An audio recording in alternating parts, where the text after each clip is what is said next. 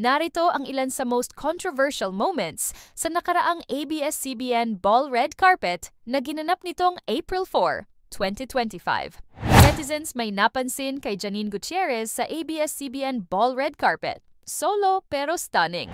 Janine Gutierrez spotted na rumampa sa ABS-CBN Ball Red Carpet all by herself nitong gabi ng Abril 4, kaya naman marami ang nagtatanong kung bakit hindi niya kasama ang boyfriend niyang si Jericho Rosales. Gayunpaman, Janine owned the night. Ano ang masasabi niyo sa napiling gown ni Janine?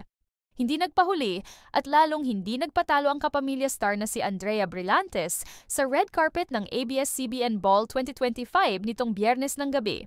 Trending agad online ang kanyang simpleng pero eleganteng white tuxedo, naka-high ponytail, at ang signature niyang red lips na sumisigaw ng confidence at class. Pero ang mas nakaagaw ng pansin, ang 10 milyong piso na Bulgari necklace na personal na ipinahiram sa kanya ni Heart Evangelista. Marami rin ang nagsabing totoong showstopper si Andrea. Kung dati ay makikita si Andrea sa bonggang gown, ngayon ay version 2.0 na raw ito, fierce, fearless, and full of finesse. Sa kanyang bagong aura, Andrea Brillantes proves na hindi lang siya baby girl ng showbiz, but she's now a full-grown queen. Anne Curtis slayed the red carpet like it's in the Hollywood. Iyan ang comments ng netizens matapos rumampa ng mala Audrey Hepburn ng Pilipinas na si Anne Curtis sa red carpet ng ABS-CBN Ball nitong Biyernes ng gabi. Very clean, very expensive, very mabango, and very gorgeous daw ang look ni Anne. Mas marami ang nagsabing she slayed like she's walking the Oscars red carpet. Tapos na ang laban, tinapos na ni Anne.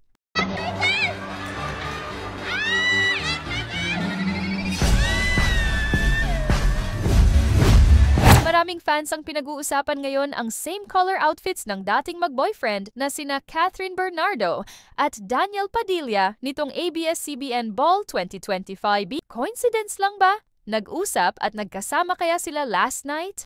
Catherine Bernardo and Nadine Lustri in one frame. Ang kulit nila magpa-picture. Nakakatuwa na yung dating pinag-aaway ng fans ay very much okay sa isa't isa at nagyakapan pa sila.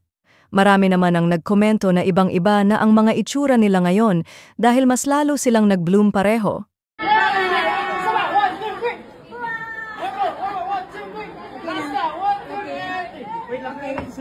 Sharon Cuneta super happy sa kanyang first ever ABS-CBN Ball red carpet walk. Isa sa pinaka-pinag-usapang moment sa ABS-CBN Ball 2025 ay ang unang red carpet walk ni megastar Sharon Cuneta at todo ang saya at confidence niya. Aminado si Sharon na kahit ilang ulit siyang naimbitahan sa ball noon ay hindi siya uma-attend dahil sa timbang niya. "I've always been fat," sabi ni Sharon.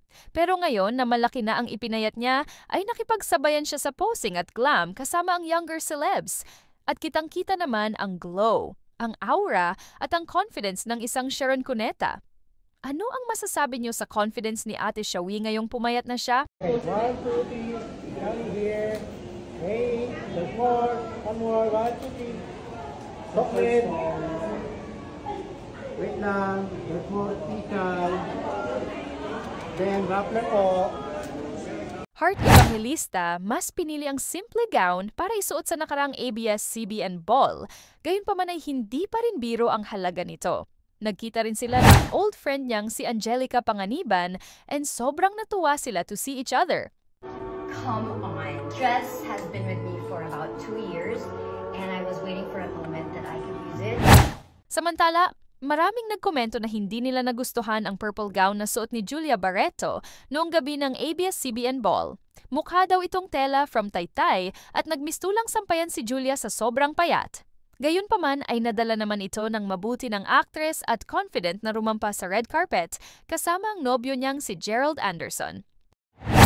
Gaya ng inaasahan, hindi nagpakabog ang unkabogable star na si Vice Ganda sa suot niyang feathery, multicolored gown sa nakaraang ABS-CBN Ball. Sabi sa mga komento, para daw itong pamagpag ng alikabok or feather duster.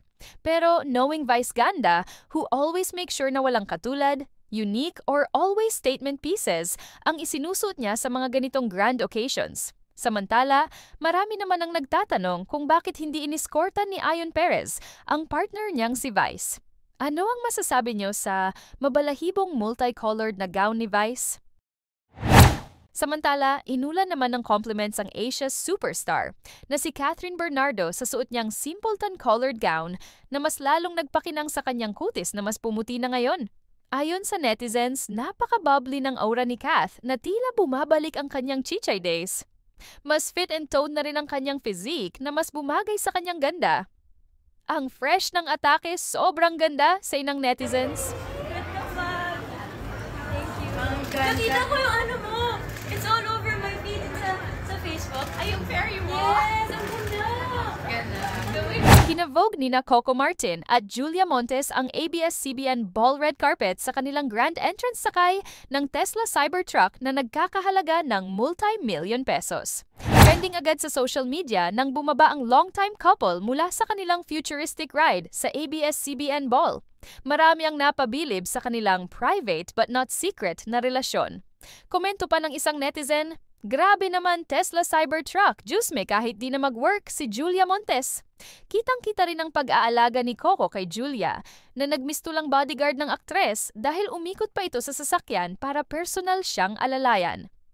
Ang blooming ni Julia, halatang alaga ni Coco, ayon sa isang fan. Hindi man kasing ingay ng ibang love team sa industriya, ramdam ng fans ang solid na samahan at respeto ni na Coco at Julia sa isa't isa.